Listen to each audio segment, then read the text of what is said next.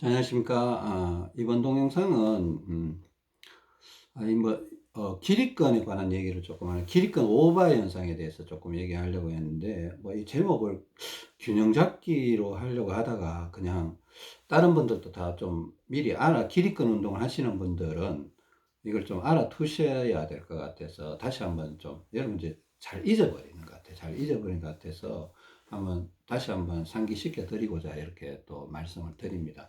짧은 동영상으로 한번 알려드리겠습니다.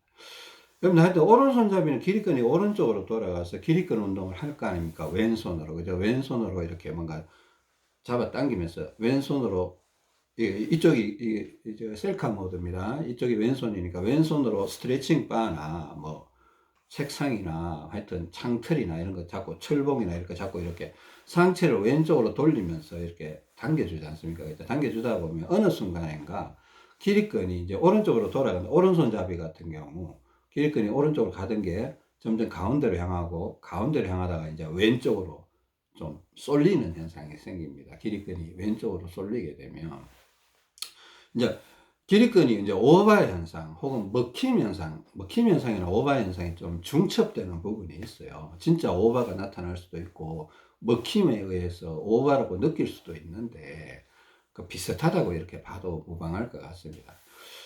자, 이게 특징적인 거는 이제 팔이나 가슴에 느껴지는 느낌인데 피가 많다 적다 이렇게 볼 수가 있는데 여러분들 조금 알아두셔야 됩니다. 이거 잊어버리시면 기립근이 나중에 왼쪽으로 왔는데도 기립근 테스트 해보니까 잘 모르겠다 이렇게 자꾸 말씀하시는 분이 계실 수도 있거든요. 그러니까 일단은 보세요. 기립근이 이제 원래 오른손잡이는 기립근이 오른쪽으로 돌아가 있고 왼손잡이는 기립근이 왼쪽으로 돌아가 있으니까 물론 왼손잡이는 오른팔로 이렇게 당겨야 되겠죠. 오른팔로 팔로 당기는 게 아니고 손에다가 힘을 주고 허리를 이렇게 돌리는 겁니다. 기립근은 허리예요. 척추예요. 그죠? 척추를 둘러싼 근육이 어느 쪽으로 돌아가 주느냐 이런 문제이기 때문에 자, 기립근, 오른손잡이를 기준으로 하여튼 설명을 드리겠습니다. 기립근이 이제 오른손잡이는 하여튼 왼팔로 이렇게 상체를 이렇게, 손은 이렇게 스트레칭 바를 잡기만 하면서 허리로 이렇게 돌려가는데, 어깨나 허리로 돌리는 겁니다. 어깨나 허리로 돌리는 건데. 기립근이 왼쪽으로 이렇게 충분히 오게 되면요. 그러니까, 오른쪽에서 가운데까지는 뭐 괜찮아요. 그죠? 또 약간 왼쪽도 괜찮아요. 근데 조금 더 왼쪽으로 가버리면 이제 문제가 약간 생기게 됩니다. 문제가 무슨 생기냐면 피가 왼쪽 팔이나 왼쪽 가슴, 왼쪽 등 쪽으로 피가 많이 들어와요. 많이 들어오면 이쪽이 뻑뻑해지는 거야. 그냥 뻑뻑해지는 것뿐만 아니라 답답해지기도 하고 그래서 왼손 중량을 내리고 싶다 이런 욕구가 생깁니다. 근데 이제 일반인들 보면 기립근이 왼쪽에 돌아와도 이게 뭐 뻑뻑한 건지 무거운 건지 이런 걸 잘 못 느끼실 수도 있어요. 못 느낄 수도 있고 또 생각이 잘 안 들 수도 있고 뭐 동영상을 듣기는 들었는데 내 몸에 이런 현상이 왔나 하고 의아해 할 수도 있고 막 그럴 수도 있습니다. 근데 기립근이 보세요. 하여튼 기립근이 계속 기립근 운동하는데 기분이 좋다라는 거는 아직도 완전히 왼쪽으로 왔다 이렇게 볼 수는 없고 먹힘이 나타나기 전이니까 오버 현상이 나타나기 전이니까 기립근 운동을 왼쪽으로 하니까 좋다 그러면 여전히 해도 되는 상황입니다. 그죠? 근데 기립근 운동 하면 좋은 것 같은데도 이게 뭔가 자꾸 이렇게 왼쪽이 무거워지면서 컨디션이 자꾸 떨어진다.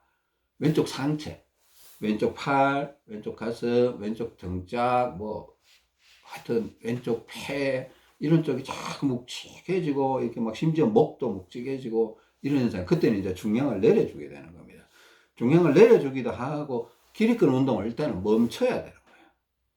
왼쪽으로 가던 기립근 운동을 멈춰야 되죠. 멈추기는 이게 왼손 중량이 기립근도 돌려주는 역할을 하기 때문에 기립근을 왼쪽으로 돌려주는 역할을 하기 때문에 중량을 내려줘야 되는 겁니다. 기립근이 완전히 왼쪽으로 오버적으로 넘어가면 이제 오른손 왼손을 200을 차고 들어간다 그랬죠. 동일한 숫자로. 오른손 200, 왼손 200.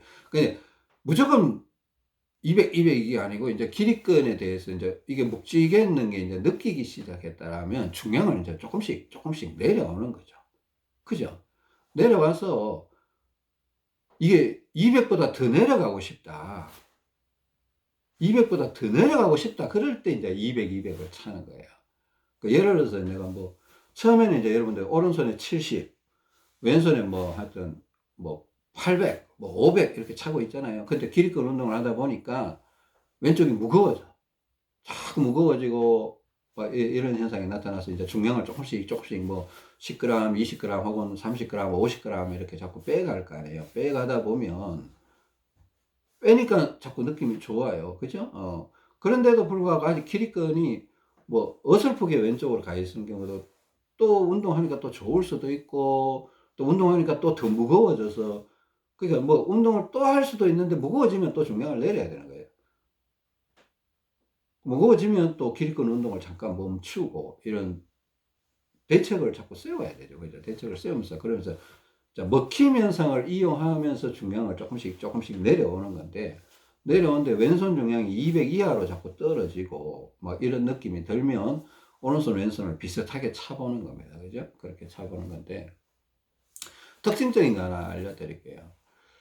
자, 우리가 기립근이 오른쪽으로 돌아가 있을 때는 자, 오른팔이나 오른쪽 가슴, 오른쪽 등짝으로는 피가 잘 와요. 잘 오고.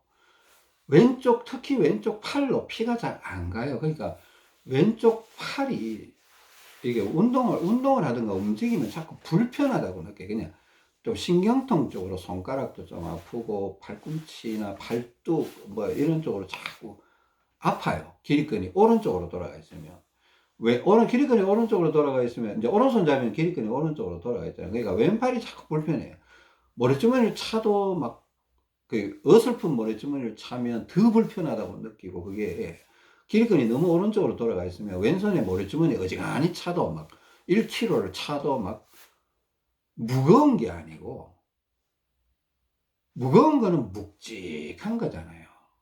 뻐근하고 뭐가 피가 꽉 찼다 이런 느낌인데 이게 무거운 느낌이 아니고 무겁지는 않은데 이게 좀 뻐근하고 아프고 막 그래요. 하여튼 그 표현이 뭐 우리 언어로 표현하는데 이거 참 설명하기가 참 어려운데 그죠? 근데 기립근이 하여튼 왼쪽으로 돌아오잖아요. 그러면 왼쪽 팔이나 왼쪽 가슴으로 피가 잘 들어와요. 대신에 오른쪽 손이나 오른쪽 손목이나 오른쪽 팔뚝이나 이런 쪽이 살짝 아파요. 많이 아픈 거 아니에요. 그냥 이렇게 가만히 있으면 손가락이 왜 좀 불편하지? 손목이 왜 불편하지? 이런 느낌이 와요. 그래서 이제 기립근이 가운데에 있을 때나 이렇게 만약에 정상적으로 제가 이제 이론적으로 여러분들이 이런 걸 이해하고 있으면 뭐 왼팔은 멀쩡한데 오른쪽 손목이 살짝 아프다 그러면 기립근이 약간 왼쪽으로 약간 가 있구나. 그러면 살짝 가 있는 거는 나쁘지 않아요. 컨디션 좋고 오른손이 좀 아프다. 그건 나쁜 거 아니에요. 그럴 때도 왼쪽으로 기립근 운동해 보면 좋을 때도 있어요. 좋을 때도 있어. 그 기립근은 딱 가운데 있거나 약간 왼쪽. 오른손잡이 경우 가운데 있거나 약간 왼쪽으로 이렇게 기립근이 돌아가 있는 게 좋고 왼손잡이는 가운데 있거나 왼손잡이는 그냥 가운데 있는 게 좋을 것 같아요. 오른쪽으로 돌아가는 게 그렇게 좋은 건 아닙니다. 기립근이 오른쪽으로 물론 뭐 오랫동안 기립근이 왼쪽으로 돌아가 있으니까 살짝 오른쪽으로 가도 괜찮을 수도 있는데 하여튼 일단은 가운데가 제일 좋긴 좋겠죠. 예. 그래도 안정적인 측면을 고려해서 오른손잡이는 가운데 있거나 살짝 왼쪽, 오른팔이 살짝 아픈 그런 거 괜찮아요. 예, 괜찮고 그걸 막 이상하게 생각하고 뭐 침을 맞아야 되겠다 막 자꾸 이런 식으로 그냥 운동으로 좀 하세요. 그 혈액순환이 안 되는 부분이 있으니까. 자, 이거 제가 지금 이 동영상에서 말씀드리고자 하는 거는 이제 여러분들 균형 잡기 동영상도 되게 중요합니다. 균형 잡기 동영상도 여러분들 그냥 나하고 상관없다. 이제 대사증후군 동영상을 보고 있는 분들 같은 경우 균형 잡기는 나하고 상관없다. 아직 나중에 문제다. 이렇게 생각할 필요 없이 동영상이 올라오면 일단은 상식적으로라도 지식적인 차원에서라도 자꾸 들어 놓으시고 그게 여러분들이 기억 속에 조금이라도 남아있는 게 좋습니다. 그죠? 이런 얘기도 사실 균형 잡기 동영상에서도 했는 건데 혹시나 이렇게 기립근 운동을 많이 하다가 막 왼쪽 팔, 왼쪽 가슴, 왼쪽 등짝 이런 쪽이 확 무거워지거나 피가 많다. 무거워진다, 피가 많다 이렇게 생각하세요. 그러니까 그런 느낌이 오면 이 중량을 조금 내려줘야 되구나. 근데 기립근이 오른쪽으로 이렇게 돌아가 있을 때도 왼팔이 어떤 때는 이게 뻐근하다 이런 느낌. 근데 피가 많아서 뻐근한 게 아니에요. 이게 어설픈 중량일 때 뻐근하다 이런 것도 있을 수가 있기 때문에, 그럴 때는 막 왼팔에 중량을 더 차고 누워 있으면 막 편하다 이런 느낌이 있는 경우도 있거든요.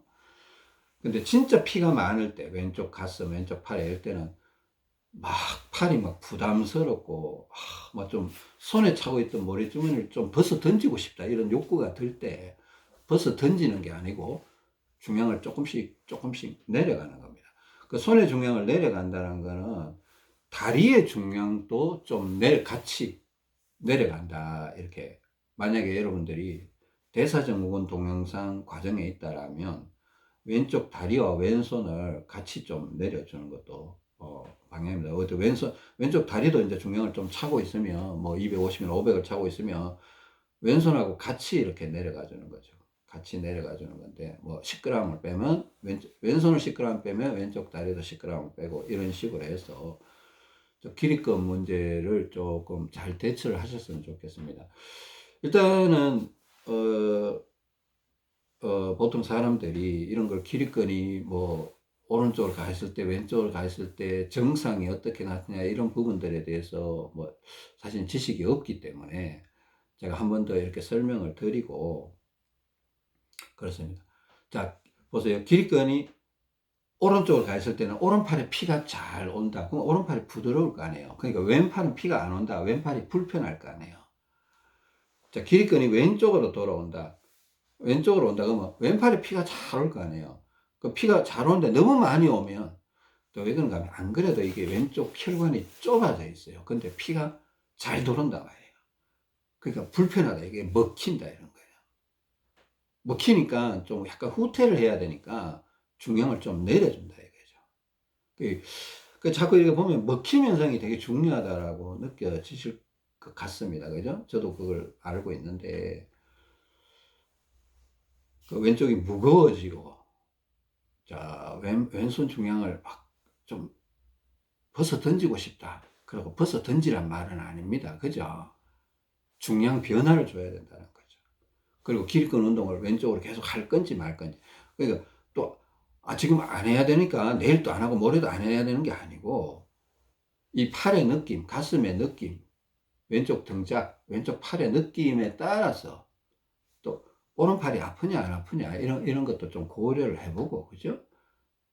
또 내 몸의 상체의 오른쪽 팔, 오른쪽 가슴, 왼쪽 팔, 왼쪽 가슴 어느 쪽이 더 무겁게 느껴지느냐 이런 것도 한번 걷기 하면서 걸으면서 한번 느끼면서 한번 걸어보라는 겁니다. 자기 몸에 대해서, 여러분 우리는요 우리 몸에 대해서 전문가가 돼야 돼요. 이거는 이제 여러분 특별한 지식이라고 할 필요 없습니다. 저도 그죠. 제가 어떤 뭐 하나님 통해서 기도하면서 알게 된 걸 그냥 완전히 오픈하고 있기 때문에, 이거는 그냥 모든 사람들이 본인이 알고자 노력한다라면 누구나 알 수 있는 겁니다. 그러니까 이거는 누군가를 도와주는 개념보다 내가 내 자신을 자꾸 파악을 해야 된다. 파악을 해야 된다. 내 몸이 지금 어떤 상태인가.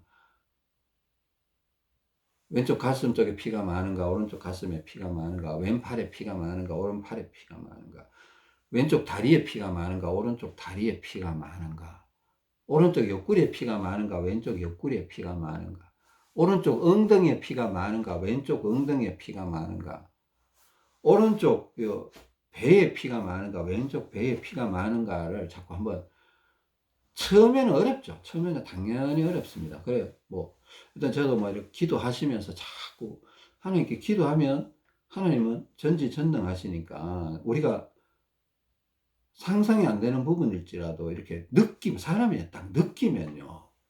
인정할 수밖에 없어요. 근데 문제는 못 느끼면 도대체 저 사람이 무슨 얘기하고 있나. 근데 막 왼쪽 다리가 막 심각하게 무거워지면 다 느끼거든요. 뭐 다리에 부종이 생기거나 뭐 코끼리 다리가 되고 이러면 "아유 너 왼쪽 다리가 너무 무거워." 이 말은 뭔가 하면 왼쪽 다리에 피가 너무 많이 간다는 뜻 걸 본인이 느끼고 있다라는 거죠. 그게.